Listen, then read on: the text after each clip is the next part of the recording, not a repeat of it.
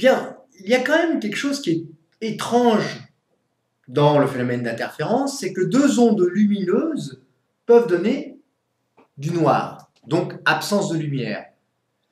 On va étudier le pourquoi de ce phénomène. Vous cliquerez sur l'animation somme de deux sources cohérentes. Considérons ici deux sources secondaires S1 et S2 qui vibrent en phase. Elles atteignent par conséquent leur maximum en même temps et leur minimum en même temps. Ces deux ondes lumineuses vont venir interférer au point M sur l'écran. La différence de marche correspond à la distance S de M, c'est-à-dire la distance parcourue par l'onde issue de S2 qui arrive au point M, moins S1M, c'est-à-dire la distance parcourue par l'onde qui provient du point S1 et qui arrive au point M. À l'aide de ce curseur, nous allons faire varier la différence entre S2M et S1M qu'on appelle la différence de marche entre les deux rayons. Pour l'instant, cette différence de marche est égale à 0,96 fois lambda, lambda étant la longueur d'onde des sources cohérentes.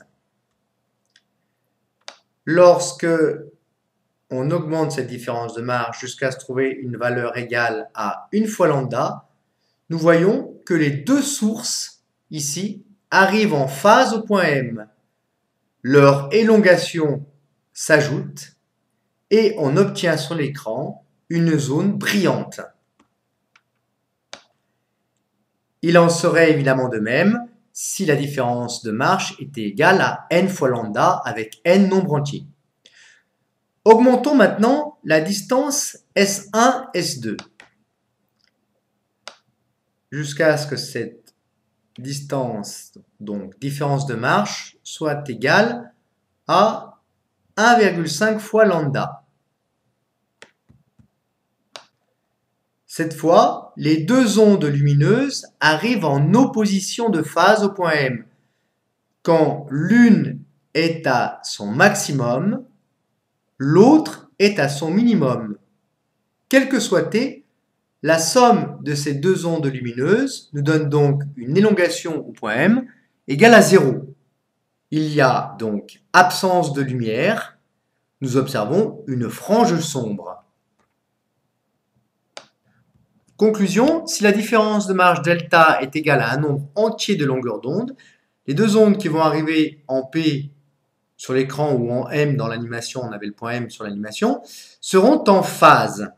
Les deux ondes ont des élongations maximales en même temps, ce qui rend leur somme maximale.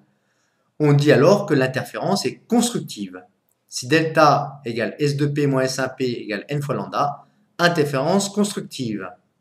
On a à ce moment-là des franges brillantes, et notamment le milieu de la frange brillante est l'endroit où la différence de marche est égale à n fois lambda.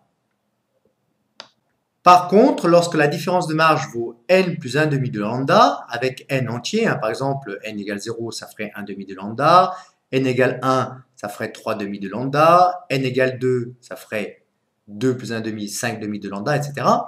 Alors, les deux signaux arrivant au point P sont en opposition de phase, la somme de ces deux ondes est égale à 0. On dit alors que l'interférence est destructive. On observe des franges noires, évidemment, à la place des franges brillantes. P de t égale S1 de t plus S2 de t égale 0. Interférence constructive et interférence destructive sont représentées sur cette figure d'interférence.